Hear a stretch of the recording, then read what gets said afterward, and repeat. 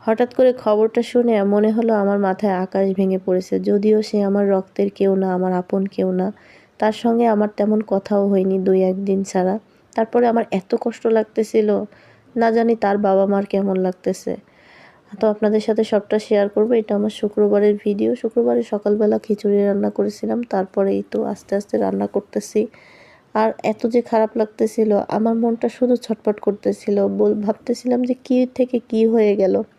আসলে আমার বাসার পাশে একটা বিল্ডিং আছে। ওই বিল্ডিংয়ের মেয়ে হচ্ছে মারা গেছে। সবাই তার জন্য দোয়া করবেন। মেয়েটা ক্লাস 9 এ পড়তো। আমি যখন খুলনা গেছি ও তখন নাকি স্কুলে যাওয়ার সময় ব্রেন স্ট্রোক করে। মেয়েটা ভিকারুননিসা স্কুলে পড়তো। তো হচ্ছে গাড়িতে বসে স্কুলে যাওয়ার পথে ব্রেন স্ট্রোক করে। ওইখান থেকে স্কুল কর্তৃপক্ষ ওকে হাসপাতালে নিয়ে যায়। তারপরে ও নাকি 5 দিন কোমাতে ছিল। আমি জানতামই না মেয়েটা যে এরকম হঠাৎ করে মারা যাবে। আমি হঠাৎ করে দুপুরবেলা গেটের কাছে গেছি, না সন্ধ্যার সময়। তখন দেখতেছি আমাদের গেটের সামনে অনেক মানুষজন। আমি ভাবলাম কি না কি হয়ে গেল। পরে একটা আপা বলতেছে যে ওই বাড়ির মেয়েটা মারা গেছে। আমার এত যে কষ্ট লাগতেছিল। ওই মেয়েটার সাথে আমার 2 থেকে 3 বার কথা হয়েছিল বিড়াল নিয়ে, কারণ আমাদের বাসায় অনেকগুলো বিড়াল ছিল।